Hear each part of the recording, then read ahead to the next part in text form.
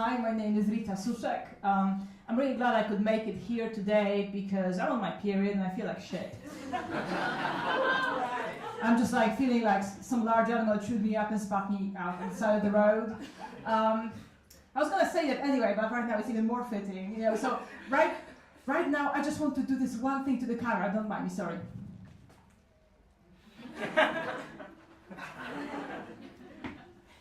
Okay, I was just really tempted to.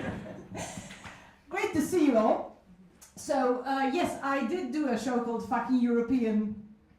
That's why I got the speaking opportunity. So yes, I like to swear in my show titles because I feel like it gives people a fair opportunity to know what the content is going to be like.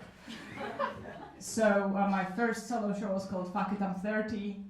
I feel it's fairly self-explanatory. It was a mental health prevention show because I figured that if I don't do a solo show by 30, I will get depressed. So it was important. And I really wanted to do my next show about sexuality and maybe gay porn. That was really what I wanted to do. But I have to do politics now. Thanks, Brexit. Basically, stigma is something that you sometimes don't think about unless it applies to you, in which case you think about it all the time. It basically mediates your interaction with reality. It's like, you know, like in a church you have those colorful bits of glass. Yes? Stained glass. Is it called stained glass? Yes. Foreign.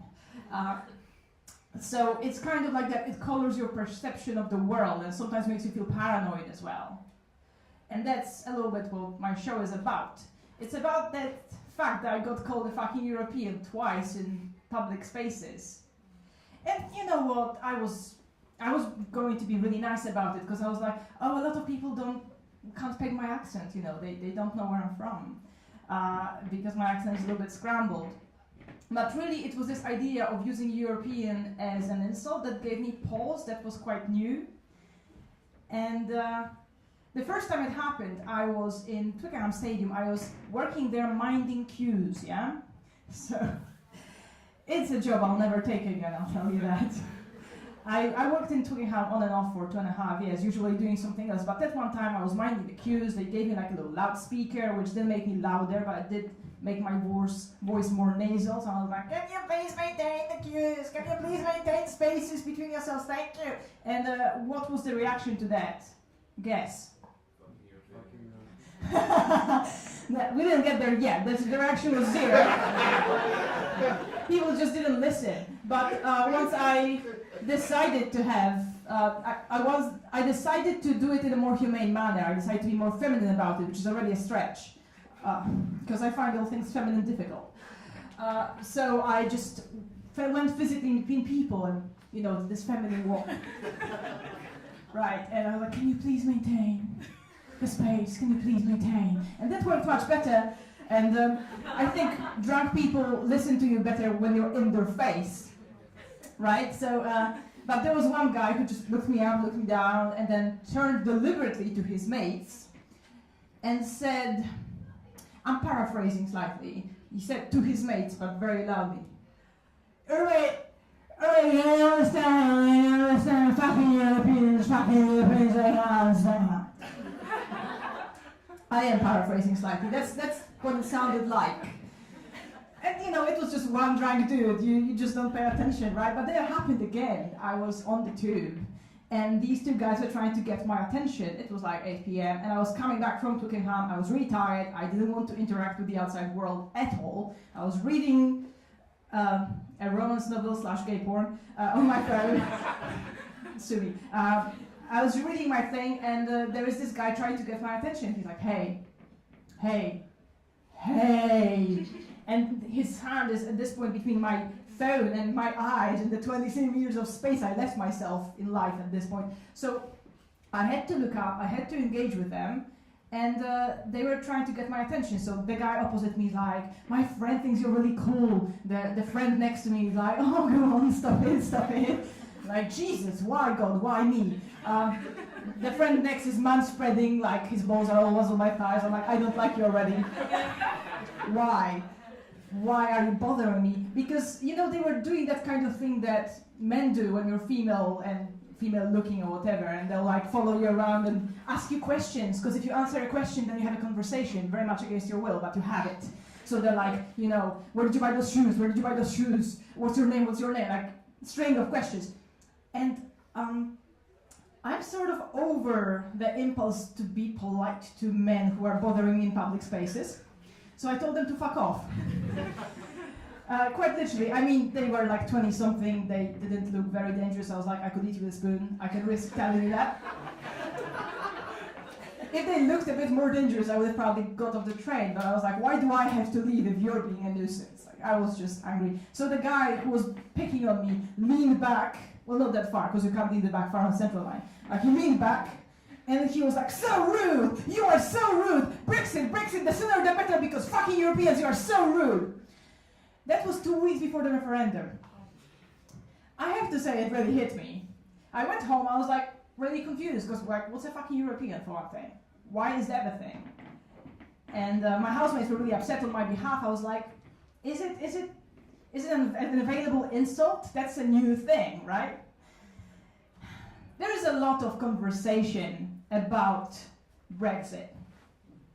And to be honest, I have an hour-long show about this, so I'm not going to go very deeply in all of it, because I don't have an hour.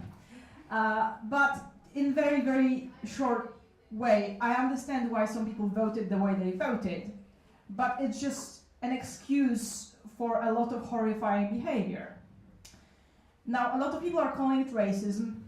It is not racism. It's called xenophobia, the fear of the foreign, because Polish people are white, so the idea that we're being picked on for the color of our skin is really weird to me, because that's not how that usually works. So I don't want to co-opt the word, because it doesn't belong to us.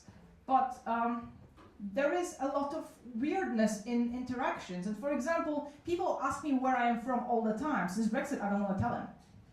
I mean, I do it, like, I make it a thing. I'm like, guess. You have 3 tries.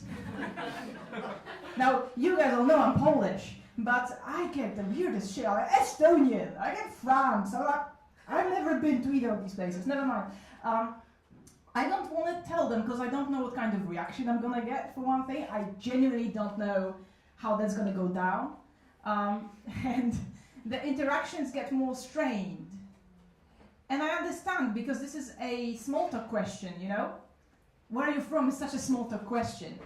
But it feels also like being put in a box. Because sometimes people ask me that before they ask my name. That feels like shit. You don't even want to know me, you just want to know where I'm from so you can put me in the available box. And then, do you know when you're any sort of minority, when people are trying to connect with you but doing it in the most awkward way possible? So where are you from? From Warsaw or Krakow? Because we have 2 cities in Poland. Obviously, these are the 2 cities that the person knows. I understand, I do, it's just that ignorance gets heavy. And I'm ignorant about all sorts of shit, but I'm trying not to presume that I know when I don't know. I have a Polish friend, is my favorite one. Oh, that one can go in multiple directions. I have a Polish friend, do you know her? No. Probably not. There's a lot of us in London, never mind in Poland, but I have a Polish friend, he's a plumber, he's a good guy, you have an incredible work ethic in your country. Yeah, I'm a plumber too. And so my mother before me and my grandmother before me, we're a nation of plumbers, that's all we do, and we all have an incredible work ethic. At this point I get upset and people don't know why. And because they're like, Polish people are good people, I'm paying you a compliment. I'm like, no! Some of us are fuckwits! We are the full spectrum of humanity, from fuckwits to good people. We are human, that's the whole point. Don't tell me like, oh, Polish people are nice, good foreigner, nice foreigner, roll over, sit, fuck off! Like, I get really angry about that, even though people don't understand, because they're trying to pay me a compliment. They're also trying to tell me, oh, I'm one of the good ones. I don't mind foreigners. I don't mind you being here. Also, I don't have to get to know you because I already know one. Yeah, I have a lot of feelings about all that, I have to say. And I'm very, very privileged because A, I live in London and I don't have a steady job. So on the flip side, I don't have a steady job, I have no money, buy me a brownie, I'm on my period. But not having a steady job is also that I don't have an environment that could potentially go really sour on me. And a lot of my European friends are reporting that their workplace is a hostile place right now. I am single-ish. I can go... He's just a friend. I can go away at any time. I don't have an adorable child. I don't have an adorable dog. The first thing I did after the referendum was download the Duolingo app and start refreshing my German. And I did have a boyfriend at that time, and I was like, Berlin. He was like, no, Spain. I was like, there's no jobs in Spain. He was like, if I have to move from London, I want somewhere warm. So we were having that conversation. And now we're not together anymore, and I'm like, Berlin is looking good, but I sort of wanted to stay here. I wanted to build a life here. I don't know whether I'm going to be allowed to do that. And then I have friends who have been here for 17 years, and they have built a life here, and suddenly that life is not tenable. Referendums are stupid. I'm just going to say that. Hitler used them for a reason. They're easy to manipulate. They're a yes or no answer. Most issues are more complex than that. Let's just say that. Most issues are much more nuanced. And I would have absolutely loved to have a conversation about Brexit and about European Union that is nuanced and concrete. And let's talk about corporations. Let's talk about taxes. Let's talk about democracy. Let's talk about representation. But in the end, what we got was that kind of weird thing of British people and English people especially yearning for years of the empire that never was, for that kind of idealized vision of when we were wonderful and no foreigners were here. That kind of vision can only be conceived on lack of information, but it's powerful. It was definitely much more powerful than anything that the Remain campaign came up with. There's much more that I could say about that, but right now I'm a bit sad and a bit angry and a whole lot of incredulous that this is the shit that's happening in the 21st century.